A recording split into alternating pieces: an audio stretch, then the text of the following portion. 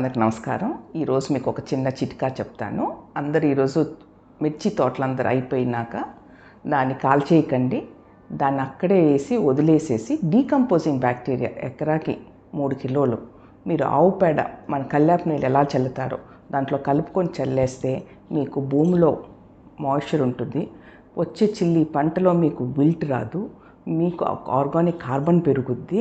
మీరు మళ్ళీ ఎట్లా పశువుల ఎరువు దొరకట్లేదు అంటున్నారు కదా, మీరు ఇది ఎరువుగా ఫామ్ అయిపోతే మీకు 4 వస్తలుగా లాభం వస్తుంది. ఇది ఏం చేయండి అంటే ఇది 3 కిలోలు అదీనా డీకంపోజింగ్.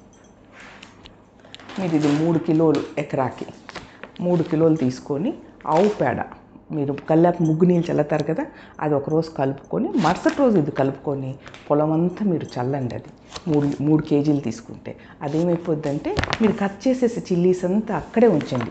ఆ చిల్లీని కట్ చేస్తారు కదా, చిల్లీ కానీ ప్యాడీ కానీ ఏదైనా సరే మీరు కాల్చేయకండి, దాంట్లోనే దున్నేసేయండి. దాంట్లో దున్నేసే బదులు ఒక్కసారి ఇది కలుపుకొని చల్లేస్తే నెక్స్ట్ క్రాప్కి మీకు విల్ట్ అనేది ఈసారి చిల్లీస్లో చాలా ఎక్కువ వచ్చింది విల్ట్. ఆ విల్ట్ రాదు, మాయిశ్చర్ ఉంటుంది, తేమ ఉంటుంది, ఆర్గానిక్ కార్బన్ పెరుగుద్ది, ఇది ఎరువుగా ఫామ్ అయిపోద్ది. చాలామంది రైతులు అగ్గిపుల్ల పెట్టి కాల్చేస్తున్నారు దాన్ని.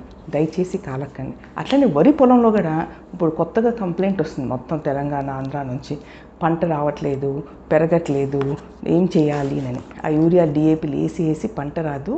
కాబట్టి ఈ జీవన ఎరువులు ఉంటేనే ఆ మొక్క తీసుకుంటుంది. మీరు గుళికలు వేసేదలకి ఇవన్నీ చచ్చిపోయి ఉంటాయి. కాబట్టి దయచేసి ఈ సంవత్సరం ముందు నుంచే ప్లాన్ చేయండి. పెద్ద ఎక్కువ ఖరీదేం కాదు, చిన్న అమౌంట్కి మీరు బోల్డ్ లాభాలు అందుకుంటారు. ఇది ఒక చిన్న చిట్కా, అందరూ ముందుకు బయలుదేరండి దీని మీద.